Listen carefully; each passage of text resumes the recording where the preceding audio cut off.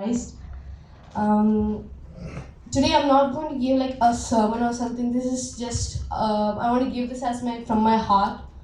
This is not very formal or something. This is just from my heart. What I have been probably like from my past 1 year of my life, and most of people know it was not that easy. It wasn't the bed of roses. It was most of thorns. And first of all, I want to thank every single one in this church who prayed for me, who blessed me with your prayers, that I could like be calm and write my exams with no tensions. And thank you so much. And I want to thank all the pastors, church members, and everybody who prayed for me and who was there when I was needed. And greetings to all of you in the Massive Simple Lord and Savior Jesus Christ. So as I told you, this year was not easy for me. There were so many hardships for me. More than that, it was a year of realization that how much God is needed in your life. When you feel down, when you feel like nobody's there to understand you, you feel and you know that God is there at that moments of your life. So it was a year of realization too. See, most of the people see me always like happy, always like with my friends, like jumping all over the places, being very happy. But when I was alone, it wasn't the case. I felt like the world would collapse near me. And what I felt through this year, like this whole year, or probably I'd name it as ninth grade, I couldn't put in words because I was going through that much pain, stress, anxiety, and depression that I couldn't put into words. When I'm with everyone around, I'm a different person. But when I was alone, all alone, I was nothing. I was completely, entirely a different person. For example, I could give to you like, when everybody's around, I'm pretty happy, right? Most of the time, I have a happy face in my face, I think, probably. But I'm always happy when I'm around. But when I'm all alone, I behave like a mad person. When I'm alone, I become angry. And when I get angry, I destroy everything that's near me. I throw it down. I pull the sheets out of the bed. Actually, it's like I behave like I'm not that person. I felt like there was times that I used to ask to God like, who am I? This is not the person that I behave in front of everybody. This is not the person that I am in the church. This is not the person I am in the family. This is not the person I am and who I am like this. There were times when I used to sit and cry at like middle of the nights, probably with sleepless nights when I used to sleep. I used to get like really bad nightmares and I would get up and sit there and cry for hours without telling my parents. And my parents didn't know this at all. I hid them from them for like years with these problems. I was so stressed that I couldn't tell anybody. And more than that, nobody could understand what I was going through. I think there was no person in this world who could understand what I was going through. Because I joined the school like probably half a year. So I had that many stress levels, like everything there because after joining 3 weeks exam, I don't know a thing. I was at 4 months holidays, everything enjoyment, and like 3 weeks into exam. Nothing, no, head is like full empty and you're going through an exam. It was pretty bad. So that pressure, and I'm opening with you guys, okay? For the first time in life, I failed for an exam and it was like so bad. I never failed for exams. And I felt like the world was collapsing because I never felt failures. And this one came, it was so hard for me that I was behaving like someone else. And it was so bad, I even thought like, God, are you even alive? I started to question God. Like, are you even alive? If you are there, then what all this happening to me? I'm not the person that everybody sees me. I'm not the person that everybody knows me. For everyone, I'm like the pastor's daughter, the happy one, always smiling, like jumping all over the places. But the ones who dearly know me also didn't know that I was an entirely different person who just knows to fear everything, who used to fear darkness but prefer being in darkness, who used to like madly throw things away, but after the next second you're realizing that, oh God, what I've done, this is not me. And I went to so much mental trauma that I couldn't even say anything. So at that time, my situation was like David. I think most of people like, what would David be doing here? So David, as Elisha told, David kill the Goliath. He was the hero, right? He was at the top of his level. But all of a sudden, he had problem with Saul. So his problem started, and his relationship with Saul is really bad. So he goes, so his all problem starts from there. He's in pretty bad issue, and this Saul is like after him, like killing him. So he goes to his wife, who we can put her as family.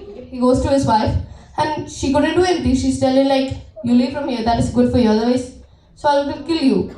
So his wife also leaves him, like tells him like, I cannot do anything, go, I'm helpless. Then he goes to his best friend, his best friend, his companion. He can do anything with him, Jonathan. So he goes to Jonathan. Jonathan is like, I cannot do helpless. Jonathan wants to do. He has the heart to you, but he cannot do anything. So he is also helpless. Then he goes to his pastor, Samuel. So he also helpless. He also just sits there and pray, and he is also helpless. Then he goes to the high priest, and David asks for weapons. The one David who killed the Goliath without 0 weapons is asking today for weapons. You know the situation of David, he was a big hero in front of everybody. He was a big hero, and now he's a big zero asking for weapons. And from there, he had to go to Abimelech. He's a Gentile king. He had to go to there. And the thing we have to know is that David is Israelite.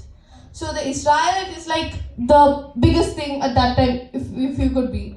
So he's an Israelite, and he's going to a Gentile king for help. That was the situation of David. So David, he is the only one who can get help. And he sits there and he writes. And from there onwards, we all know what happened. It was the golden era of Israel, the 40 years of Israel. The one thing we can learn from this is when we look into God, He helps us. If you have an open heart, He can help through us. When I connected with my life, nobody could help me. Nobody could understand me. I couldn't tell anything to my parents, because even though if they have a heart to help, they were also helpless. My friends, they were helpless. My family, my church members, everybody was helpless. They couldn't do anything.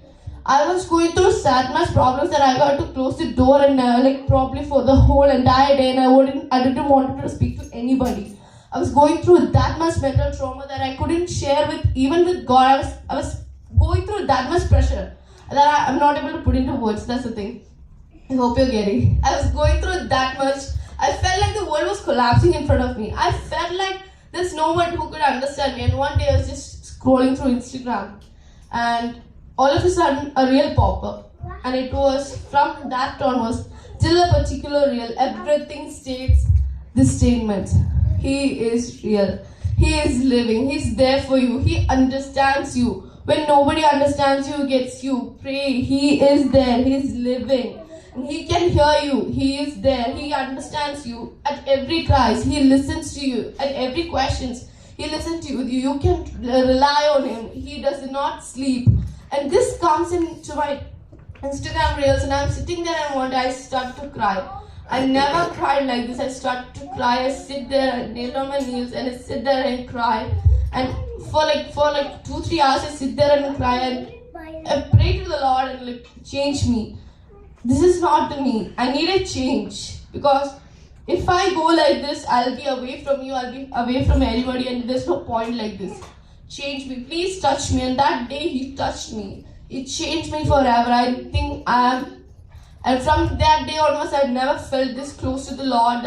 And that day I felt like someone was there. Someone was there for you, to understand you. If you cry, sit there at His presence. If you are there to sit at His presence, and if you are ready to say what's in your heart, He's ready to accept you. He's ready to change you. And He is there for you to understand you. I hope you everybody is getting. He's there for you to understand you. He's there, He's at your back. He's there, there is no one out there who can understand you like He understands you. This is a quote I say. I say that you don't tell a person until and unless you don't feel it. People around always tell me God is love. But I don't get it, because I don't felt what was His love. But the moment that I felt what was His love, that changed me forever. And I think I'm changed by His love. And the one thing that we have to learn from David also, if you are ready to change your heart, the others will also change. This is the one thing I say to everybody, that we should open our hearts and pray to Him that He will change us, He will touch us. I think most of the people, we don't know what each other's problems are, but if you are ready to pray to the Lord and He can change you, I'm not saying this by I have to say or something. From my experience, I think I'm telling you this, if you are ready to pray, or just not even pray, if you are ready to open your heart to the Lord, He will touch you and He will understand you like there is no one.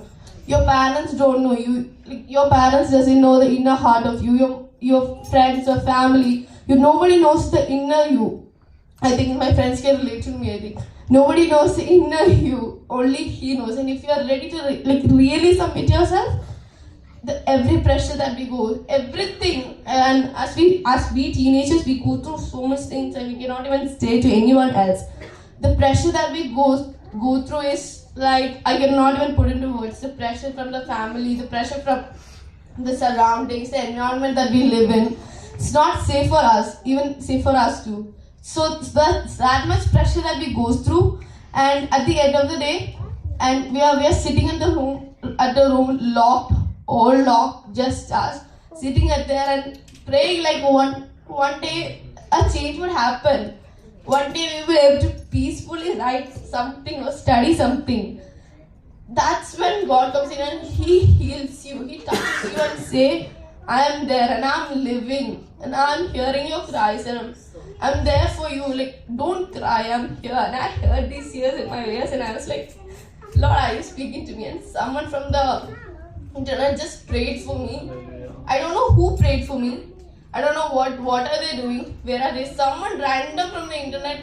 I got a reel and I prayed and they prayed for me and I felt that much. That means if we pray, if we are ready to pray for someone who are in really bad condition, and if we are ready to pray, then that person can change. If we are ready to change, the other can change.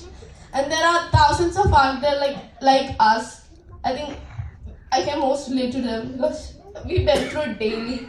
The pressure that we go through, everything is too much that it's at the peak. It's like you are at the cliff and you want to jump down.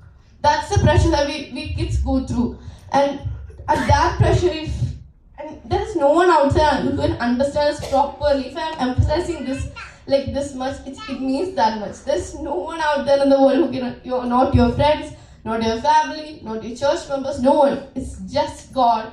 And I want to encourage all the youngsters, just pray to Him because He can heal us. And the satisfaction or the peace that I felt after crying in front of Him, when you cry and you just told my every problems to Him, the peace that I felt was another level. If I were to tell another level, because I never felt something like that. It was like pouring a lot of iced water on your head when you were super heated up, probably 110 degrees Celsius fever, and you were not your family, not your church members, no one. It's just God. And I want to encourage all the youngsters, just pray to Him because He can heal us. And the satisfaction or the peace that I felt after crying in front of Him, when you cry and you just told my every problems to Him, the peace that I felt was another level. If I were to tell another level, because I never felt something like that. It was like pouring a lot of iced water on your head when you were super heated up, probably 110 degrees Celsius fever, and you poured some cold water to you. It felt like that. It felt like I'm there. You don't have to cry. You don't have to thinking about why you're living like this. You don't have to feel Lord, why are these people out there who constantly judging on you? Why you're feeling neglected? Why you're feeling ignored? I'm there. If no one is out there, I'm there. Don't feel sad. Don't feel cry because some people told this, some people told that. Don't feel cry about these things. You are my creation. and you don't have to cry because of random things. And this is why we need to pray. This is I think the biggest message a person can give to the youngsters is like, go listen to the word of God, go listen to the Bible and pray. That's the biggest gift that you can give to your children. If I'm telling this to the parents, if the biggest gift, like a birthday gift you can give to your kids, like probably asking them, are you okay? It's probably telling them, you're fine, are you fine? Like, are you okay? Do you need to tell me anything? And talking with them probably will be the biggest gift that you can give to your kids. Because we go to that much. And I think praying is the medicine for that. And I want to conclude my short